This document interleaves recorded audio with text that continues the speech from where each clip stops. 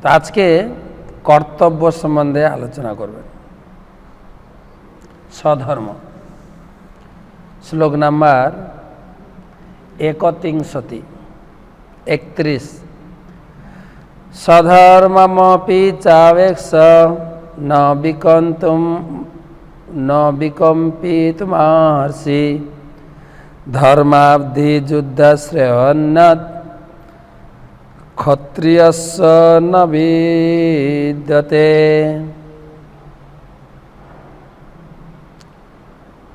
এখন ভগবান আত্মতত্ত্ব জ্ঞান দেওয়ার পরে প্রত্যেকের কর্তব্য প্রত্যেকের দায়িত্ব ভগবান কৃষ্ণ এই ভগবদ গীতাতে কর্তব্য শিখিয়েছেন, আমাদের ডিউটি। ভগবান বলছেন ক্ষত্রিয় রূপে তোমার স্বধর্ম বিবেচনা করে তোমার জানা উচিত যে ধর্ম রক্ষার্থে যুদ্ধ করার থেকে ক্ষত্রিয়ের পক্ষে মঙ্গল করার কিছুই নেই, তাই তোমার দ্বিধাগ্রস্ত হওয়া উচিত নয়। কর্তব্য, ভগবান কৃষ্ণ গীতাতে কর্তব্য শিখিয়েছেন। প্রত্যেকের নিজ নিজ কর্তব্য করা উচিত। সাধারণ লোক ভাবে, তারাই কর্তব্য করছে। মঠ মন্দিরের সাধুরা কি করে? বা কিছু কিছু লোক বলে গীতা এখন পড়ার বয়স নয়, বা গীতা পড়া এখন উচিত নয়। কেন? গীতা পড়লে আমরা বৈরাগী হয়ে যাব। তারা ওদের দৃষ্টান্ত দেয়, তুমি 10 বার গীতা উচ্চারণ করো, গীতা গীতা গীতা ত্যাগী, গীতা পড়লে তুমি ত্যাগী বৈরাগী হয়ে যাবে। কিন্তু ভগবান এখানে গীতা শ্রোতাদের শিখাচ্ছেন যে তোমার কর্তব্য শেখো, তুমি কর্মপরায়ণ হও, কর্তব্যপরায়ণ হও। যেরকম অর্জুন গীতা জ্ঞান লাভ করার আগে ত্যাগী বৈরাগী ছিল, তার রাজ্য ছিল না, বনে বাতাড়ে ঘুরে বেড়াতেন। কিন্তু গীতার জ্ঞান গ্রহণ করার পরে তিনি রাজ্য ফিরে পেয়েছিলেন এবং রাজত্ব করেছিলেন। তাই ভগবান শেখাচ্ছেন প্রত্যেকের কর্তব্য, পিতার কর্তব্য, মাতার কর্তব্য, সন্তানদের কর্তব্য, ক্ষত্রিয়ের কর্তব্য, ব্রাহ্মণের কর্তব্য, বৈশ্য শূদ্রের কর্তব্য। তো এখানে অর্জুনকে তুলে ধরেছেন ক্ষত্রিয় রূপে তোমার কর্তব্য হচ্ছে যুদ্ধ করা, আর যুদ্ধেই তোমার কর্তব্যে তুমি যদি স্থির থাকো তাহলে তোমার মঙ্গল হবে। তুমি বলছো যে যুদ্ধ না করে আমি ভিক্ষাবৃত্তি করে জীবন ধারণ করব, এটা তোমার জন্য মঙ্গলময় নয়। তাই ভগবান বললেন তুমি যদি যুদ্ধ করো তোমার মঙ্গল হবে। 32 যদৃচ্ছয়া চ প্রপন্নম স্বর্গদ্বারম অপাবৃতম সুখিনঃ ক্ষত্রিয়া পার্থ লভন্তে যুদ্ধমিদৃশম। হে পার্থ, স্বর্গদ্বার উন্মোচনকারী এই প্রকার ধর্মযুদ্ধে অংশগ্রহণ করার সুযোগ না চাইতে যে সমস্ত ক্ষত্রিয়ের আসে তারা সুখী হয়। ভগবান বলছেন তুমি যদি যুদ্ধ করো, যুদ্ধে যদি তুমি মারাও যাও, তুমি স্বর্গে যাবে। কেন? এটা হচ্ছে কর্তব্যের নীতি। কেউ যদি তার কর্তব্য পরায়ণ, কেউ যদি তার কর্তব্য পালন করে, সে কর্তব্য পালনের পুণ্যের ফলে সে স্বর্গে যাবে। তাই স্বর্গদ্বার উন্মোচনকারী এই প্রকার ধর্মযুদ্ধে অংশগ্রহণ করার সুযোগ না চাইতে আসে, না চাইতে।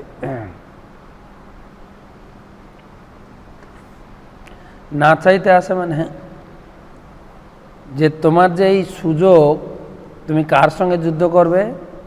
ভীষ্মের সঙ্গে। কার সঙ্গে যুদ্ধ করবে? দ্রোণাচার্যের সঙ্গে। তুমি এই সুযোগটা নেবে না কেন? ধরুন যারা ভারতবাসী এই ক্লাস শুনছেন, ধরুন আপনার ক্রিকেট খেলার ইনভাইট এলো, সচিনের সঙ্গে আপনাকে ক্রিকেট খেলতে হবে, তা আপনি খেলায় কতটা পারদর্শী, জিতবেন না হারবেন সেটা পরের কথা, কমপক্ষে সিনেমার কি বলে টিভির পর্দায় তো আপনি এসে যাবেন। সুযোগ, এই সুযোগ আপনি ছাড়বেন কেন?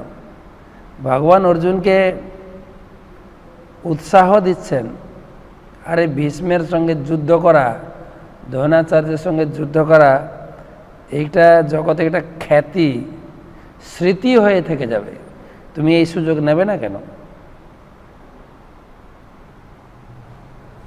আর তুমি যদি যুদ্ধ না করো, তুমি তো মনে করছো আমি যুদ্ধ করব না। তুমি ক্ষত্রিয় হয়ে যদি যুদ্ধ না করো, তোমার কি রেজাল্ট হবে?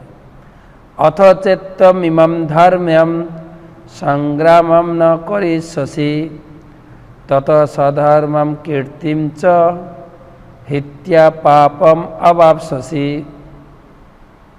কর্তব্য বা স্বধর্ম, স্বধর্ম মানে কর্তব্য, নিজের ধর্ম। তো ভগবান দুটো স্বধর্মের কথা বলবেন। প্রথম স্বধর্ম হচ্ছে দেহের ধর্ম, যেই দেহটা যেই কুলে জন্মগ্রহণ করেছে সেই কুলের মর্যাদা যদি আমি ঠিকভাবে পালন করি তাহলে আমার পুণ্য হবে, স্বর্গে আমি যাব। এটা হলো দেহের স্বধর্ম। আরেকটা স্বধর্ম ভগবান শেখাবেন 40 শ্লোক থেকে, এই অধ্যায়ের 40 শ্লোক থেকে শেষ শ্লোক পর্যন্ত, আত্মার স্বধর্ম। একটা যে দেহের স্বধর্ম, আত্মার স্বধর্ম। তো ভগবান বলছেন তুমি যদি দেহের স্বধর্ম, তোমার ক্ষত্রিয় কুলে জন্ম হয়েছে, তুমি হচ্ছে রাজকুমার, তুমি যদি যুদ্ধ না করো তোমার কি হবে? তোমার স্বীয় ধর্ম কীর্তি থেকে ভ্রষ্ট হয়ে পাপ ভোগ করবে। একটা আছে ধর্ম বিচ্যুত হবে, আর দ্বিতীয়তে পাপ থেকে কীর্তি থেকে ভ্রষ্ট হয়ে তোর পাপ হবে। যেরকম কালকে আমি ব্রাহ্মণের দৃষ্টান্ত দিয়েছিলাম, যে ব্রাহ্মণ শত হলেও কারো চাকরি করবে না। ব্রাহ্মণ যদি চাকরি করে তো কীর্তি নষ্ট আর পাপ হবে না। সে কেবল ভগবানের চাকরি করবে, অন্য কারো চাকরি করবে না।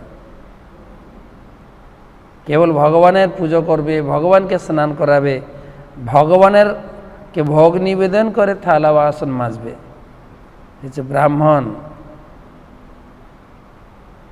যজন যাজন পঠন পাঠন দান প্রতিগ্রহ, এই যে ব্রাহ্মণের কাজ। ঠিক সেরকম ক্ষত্রিয়ের কাজ। ক্ষত্রিয় হি প্রজারক্ষণ শস্ত্রপাণি পদণ্ডয়ন নির্জিত পর সৈন্যাদি ক্ষিতিং ধর্মেণ পালয়েত। ক্ষত্রিয়ের কাজ কি? সব রকম দুঃখ দুর্দশা থেকে রক্ষা করে প্রজা পালন করাই হচ্ছে ক্ষত্রিয় ধর্ম। সেই কারণে নিয়ম শৃঙ্খলা বজায় রাখার জন্য তাকে অস্ত্র ধারণ পূর্বক দণ্ডদান করতে হয়। তাই তাকে বিরোধী ভাবাপন্ন রাজার সৈন্যদের বলপূর্বক পরাজিত করতে হয়। এভাবেই ধর্মের দ্বারা পৃথিবী পালন করা উচিত। ক্ষত্রিয়, তুমি যদি যুদ্ধ করো তোমার পুণ্য হবে, যুদ্ধ না করলে পাপ হবে। আর কি হবে? এটা গেল পাপ পুণ্যের বিচার। আরেকটা হচ্ছে 34, অকীর্তিম চাপি ভূতানি কথয়িষ্যন্তি তেহ বয়ম সম্ভাবিতস্য চাকীর্তি মরণাদিতি রিচ্যতে। তুমি হয়তো মনে করছো এই কৌরব পক্ষের সেনারা, দুর্যোধনেরা, তারা এই যুদ্ধের পরিণতি জানে না, তারা এসছে যুদ্ধ করতে, কিন্তু আমি এই যুদ্ধে অংশগ্রহণ করব না, আমি ভিক্ষা করে জীবন ধারণ করব। তুমি হয়তো মনে করছো, কিন্তু ভগবান বলছেন সমস্ত লোক তোমার কীর্তিহীনতার কথা বলবে, যে কোনো মর্যাদাবান লোকের পক্ষে সেই অসম্মান মৃত্যু অপেক্ষাও অধিকতর মন্দ। তুমি হয়তো মনে করছো আমি এদের প্রতি দয়া দেখিয়ে আমি রাজ্য পরিত্যাগ করে ভিখারি হয়ে যাব, ভিক্ষা করে জীবন ধারণ করব। কিন্তু লোক সেটা বলবে না। সাধারণ লোক বলবে অর্জুন এত বড় যুদ্ধক্ষেত্র, এত সৈন্য দেখে ভয়ে পালিয়ে গেছে, এটাই বলবে লোকে। আর এইভাবে অর্জুনের তোমার নিন্দা করবে সকলে। অর্জুন ভীতু, অর্জুন কাপুরুষ, বংশের হানিকর, কি ধরনের কাজ করলো, যুদ্ধ করে না করে চলে গেল। সবাই তোমার নামে কিছু না কিছু মন্দ কথা বলবে, অসম্মানজনক কথা বলবে। যেরকম আমরা প্র্যাকটিক্যাল লাইফে দেখি,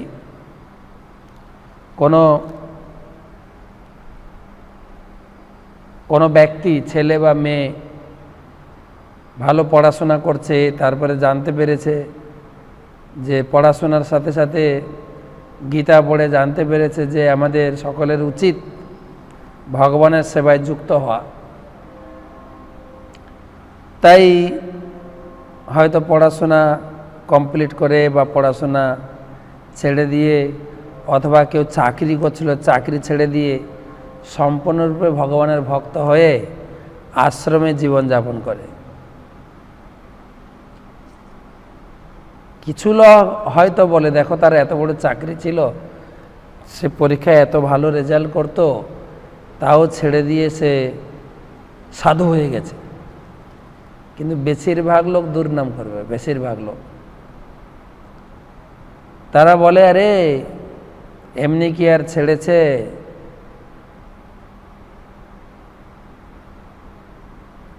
পড়াশোনা করতে পারেনি, রেজাল্টের ভয়ে ও পড়াশোনা ছেড়ে দিয়েছে।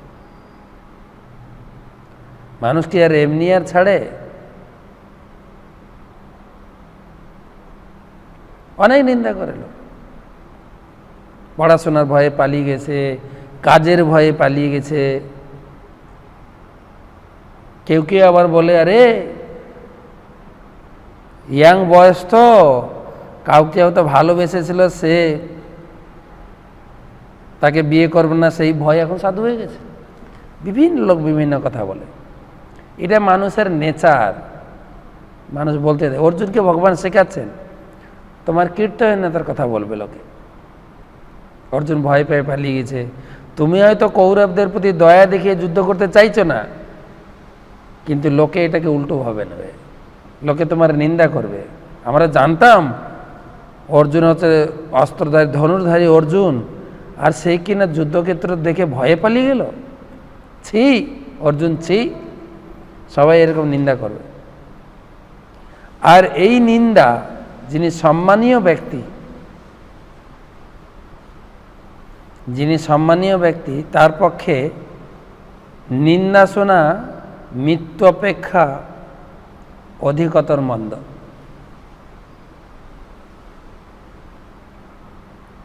আমরা নিন্দা শুনি, কিন্তু আমাদের নিন্দা শুনে মনে হয় না কিছু না। কেননা আমরা সত্যিই তো নিন্দুকের যোগ্য, নিন্দার যোগ্য। আর আমরা সেই সমস্ত নিন্দা শুনেও মানুষকে পাত্তা দিই না। এ যত রাজনীতিবিদ, এটা ওটা, কত নিন্দা করে লোকে, তারা কিছু মনে করে না কেন? তারা নিন্দার যোগ্য, কিছু ভুল কাজ করছেন। আর আমরা নিন্দা শুনিও, নিন্দা শুনতে শুনতে আমাদের অভ্যাস, আমরা বলি, আরে লোক এমনি বলতে থাকবে, তোমার কাজ তুমি করো। বলনে वाले বলতে রহে, করনে वाले করতে রহে, চলো। কিন্তু যারা মর্যাদা সম্পন্ন ব্যক্তি, তারা নিন্দা সহ্য করতে পারবে না। লোকে কি বলবো তোমাকে?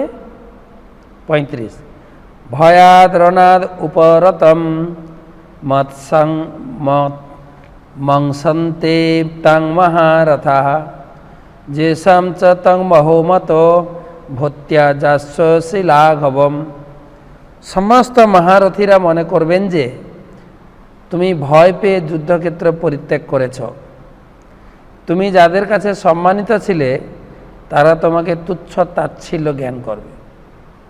সমস্ত মহারথীরা, যারা বড় বড় মহারথী, তারা মনে করবে কি অর্জুন ভয় পেয়ে যুদ্ধক্ষেত্রে পরিত্যাগ করেছে। কেউ বলবে না যে অর্জুন দয়া করে চলে গেছে, না, ভয় পেয়ে। তুমি যাদের কাছে সম্মানিত ছিলে তারা তোমাকেই নিন্দা করবে, নিন্দা। আর কি বলবে? 36, অবাচ্যবাদাম সবহুন বদিসন্তি তবাহিতা নিন্দন্তস্তব সামর্থ্যম তত দুঃখতরম নুকিম। তোমার শত্রুরা তোমার সামর্থ্যের নিন্দা করতে বহু অকথ্য কথা বলবে, আর তার চেয়ে অধিকতর দুঃখদায়ক তোমার পক্ষে আর কি হতে পারে? মানুষ বলে, কিছু কিছু মানুষ বলে যে আমি তোমার মঙ্গল চাই, আমি তোমার জন্য প্রার্থনা করি, কিছু কিছু লোক বলে। কিন্তু আমি মঙ্গল চাই বললে তো হয় না, মঙ্গল তুমি করার কেউ না, মঙ্গল তো করেন ভগবান। এই জগতে প্রত্যেকের ভিন্ন ভিন্ন চাওয়া পাওয়া আছে। আমরা অনেক সময় বলি এ আমার সবসময় ভালো চায়, কথাটা ঠিকই, ভালো চায়, কিন্তু কে কি চায়? আমি একটা হোয়াটসঅ্যাপ নোট পড়ছিলাম, ওখানে বলছেন উকিল চায় আপনি বেশি করে ঝামেলায় পড়ুন আর তার কাছে দৌড়াবেন, এটা উকিল চায়। ডাক্তার চায় আপনি অসুখে ভুগুন, অত সকালে উঠলে ধূপ এইটাই দেয়, আজকের জন্য আমার বেশি করে কাস্টমার আছে, বেশি রোগী আছে, ডাক্তার চায়। পুলিশ চায় আপনি বেআইনি কাজ করুন, আপনি বেআইনি না কাজ করলে ওর ইনকাম হবে কী করে? আমি যা বোঝাচ্ছি কে কি চায়। ইলেকট্রিশিয়ান চায় আপনার ঘরের ওয়ারিংগুলো জ্বলে যাক, তাহলে ওকে ডাকবেন আপনি। বাড়িওয়ালা চায় আপনি যেন জীবনে বাড়ি না করতে পারেন। মুচি চায় আপনার নতুন নতুন জুতোগুলো ছিঁড়ে যাক, তারও চাওয়া পাওয়া আছে। ব্যাংকার চায় আপনি ব্যাংক থেকে লোন নেবেন আর ঋণগ্রস্ত হয়ে থাকবেন। প্রাইভেট টিউটর চায় আপনার সন্তান যেন পড়াশোনা কম বুঝুক। একজন ব্যক্তি আপনার ভালো চায়, কে জানেন? চোর চায় আপনি ধনী হন আর রাত্রে নাক ডাকে ঘুমান। মেন হচ্ছে চোর, অতএব চোর হচ্ছে আপনার প্রকৃত বন্ধু, আর দুনিয়া কেউ বন্ধু নেই। এই জগতের প্রত্যেকের চাওয়া পাওয়া সব ভিন্ন ধর্মের চাওয়া পাওয়া।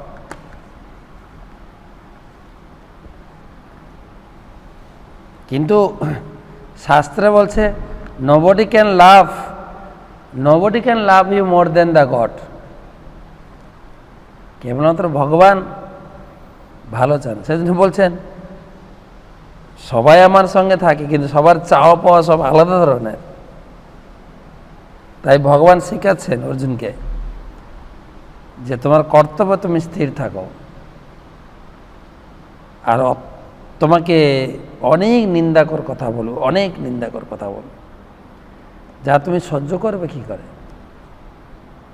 এরকম একটা ঘটনা মনে পড়ে মহাভারতের যুদ্ধ প্রায় সমাপ্ত, আর যুদ্ধ প্রায় সমাপ্ত, কি শেষ দুর্যোধন বাকি আছে। দুর্যোধনকে খুঁজে পাওয়া যাচ্ছে না। যুধিষ্ঠির মহারাজ কৃষ্ণকে জিজ্ঞাসা করছেন, কৃষ্ণ দুর্যোধন কোথায়? দুর্যোধনকে পাওয়া যাচ্ছে না। দুর্যোধন এখান থেকে হাইজ্যাক হয়ে গেল কি করে? দুর্যোধন কোথায়?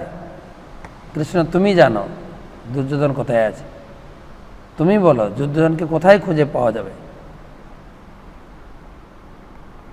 ভগবান কৃষ্ণ বললেন, মহারাজ যুধিষ্ঠির, আপনি আমাকে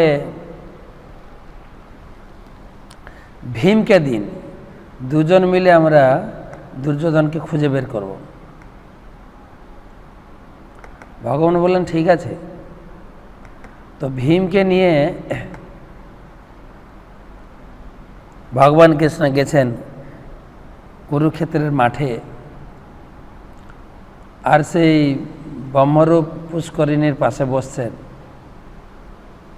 বসে ভগবান তিনি অর্জুনকে শিক্ষা দিচ্ছেন, ভীমকে পড়াচ্ছেন। বলছে, ভীম তুমি এই পুষ্করিণীতে স্নান করো, তারপরে আচমন করো, তারপরে তুমি তিলক করো। তোকে আচমন করে তিলক করিয়েছেন। তিলক করানোর পরে ভগবান ভীমকে বলছেন, এবারে তোমাকে আমি মন্ত্র দীক্ষা দেব, তুমি জোরে জোরে মন্ত্র উচ্চারণ করবে, আমি যা যা বলবো তা তা তুমি জোরে জোরে বলবে। তো বলছে ঠিক আছে। বলছে, বলো, কাপুরুষ, কুলাঙ্গার, বদমাস, হ্যাঁ, যত গালাগালি আছে ভগবান দিয়েছেন। আর ভীম জোর জোর করে বলছেন, কাপুরুষ, কুলাঙ্গার, বুকের পাটা থেকে সামনে এসে দাঁড়াও, এত জোরে জোরে বলছেন পুকুরের পাড়ে বসে। আর ওই পুকুরের জলের নিচে লুকিয়েছিল দুর্যোধন। আর সেই গালাগালি শুনে দুর্যোধন জল থেকে তেড়ে বেরিয়ে বলছে, কে? যখন দুর্যোধন বেরিয়েছে তখন যুধিষ্ঠির মহারাজকে কৃষ্ণ বলছেন, দেখলেন মন্ত্রের পাওয়ার কত? এই গালাগালি, ক্ষত্রিয় গালাগালি সহ্য করতে পারে না। এখানে বোঝানো হচ্ছে যিনি সামর্থ্যবান ব্যক্তি তিনি গালাগালি সহ্য করতে পারেন। তাই ভগবান বললেন, তুমি যুদ্ধ করো, তুমি যুদ্ধ করো, যুদ্ধ করলে তোমার কি লাভ হবে? ফাইনাল 37 শ্লোকে, হে কুন্তিপুত্র, হত বা প্রাপ্স্যসি স্বর্গম জিত্যা বা ভোক্সসে মহিম, তস্মাৎ উত্তিষ্ঠ কৌন্তেয় যুদ্ধায় কৃত নিশ্চয়। তুমি যুদ্ধে নিহত হলে স্বর্গ লাভ করবে, আর জয়ী হলে পৃথিবী ভোগ করবে। অতএব যুদ্ধের জন্য দৃঢ় সংকল্প হয়ে উত্থিত হও। তাই যুদ্ধ করাই তোমার পক্ষে শ্রেয়। যুদ্ধ করলে তুমি যদি যুদ্ধে মারা যাও স্বর্গে যাবে, আর তুমি জিতে যাও রাজধানী পাবে। তোমার দুই দিকেই লাভ। নিহত হলে স্বর্গ লাভ করবে, যদি মারা যাও স্বর্গে যাবে। কেননা ক্ষত্রিয় ধর্ম হচ্ছে কর্তব্য পালন করার পরে সে যদি যুদ্ধে মৃত্যুবরণ করে স্বর্গে যাবে। আর যদি জয়ী হয়ে যাও, এই পৃথিবী সিংহাসন তোমার জন্য। অতএব তোমার দুই দিক থেকে লাভ। তুমি যুদ্ধ করো। তুমি আত্মীয় স্বজনদের প্রতি ভালোবাসায় বা দয়া মোহ পরিত্যাগ করে কর্তব্যের খাতিরে তুমি যুদ্ধ করো। কর্তব্যপরায়ণ হতে হয়। কর্তব্য, যে যার ডিউটি আলাদা। বিভিন্ন লোক বিভিন্নভাবে ভালোবাসার যেরকম আমি চাওয়া পাওয়াটা আলাদা করে বুঝালাম, ভালোবাসাটাও এরকম আলাদা। কিন্তু সবাই সমান ভালোবাসে না। বলছে, যে চোখ বন্ধ করে ভালোবাসে তোমাকে সে হচ্ছে প্রেমিকা। মনে রাখবে না, যে চোখ বন্ধ করে ভালোবাসে সে হচ্ছে লাভার, প্রেমিকা। যে চোখ খুলে ভালোবাসে সে হচ্ছে বন্ধু। যে চোখ রাঙিয়ে ভালোবাসে সে হচ্ছে বউ, ওয়াইফ। আর যে চোখ না বোঝা পর্যন্ত ভালোবাসে সে হচ্ছে মা। আর যে চোখ ব্যবহার না করেই ভালোবাসে সে হচ্ছে বাবা। ভালোবাসার তারতম্য এই জগতে সব আলাদা আলাদা। সুতরাং এইসবের দিকে মোহিত না হয়ে তুমি যুদ্ধ করো। অর্জুন বলছেন যে আমার স্বর্গ যাওয়ারও অভিলাষ নেই, রাজ্যেরও অভিলাষ নেই। তো ভগবান তখন বলছেন 38 শ্লোকে, সুখ দুঃখে সমকৃত্যা লাভ লাভ জয় যৌ তত যুদ্ধায় যুজ্জস্ব নৈবম পাপম অবাপসসি। তাহলে একটা কাজ করো, তোমার যদি স্বর্গলাভের ইচ্ছা নেই আর রাজধানীর ইচ্ছা নেই, তাহলে একটা কাজ করো, সুখ দুঃখ লাভ ক্ষতি জয় পরাজয় সমান জ্ঞান করে যুদ্ধের নিমিত্ত যুদ্ধ করো, তোমার কর্তব্যের জন্য যুদ্ধ করো। সুখ দুঃখ লাভ ক্ষতি জয় পরাজয় তোমাকে দেখতে হবে না, কেবল আমি চাইছি তাই তুমি যুদ্ধ করো। এই ভগবান চাইছেন ভগবানের সন্তুষ্টি বিধানের জন্য কাজ করা, ভালো মন্দ পাপ পুণ্য কোনো বিচার না করে কেবল ভগবানের সন্তুষ্টি বিধান, ভগবান চাইছেন ভগবানের সন্তুষ্টি বিধানের জন্য কাজ করাই হচ্ছে, এটা হচ্ছে ভক্তি, অর্থাৎ এটা হচ্ছে আত্মার ধর্ম, স্বধর্ম।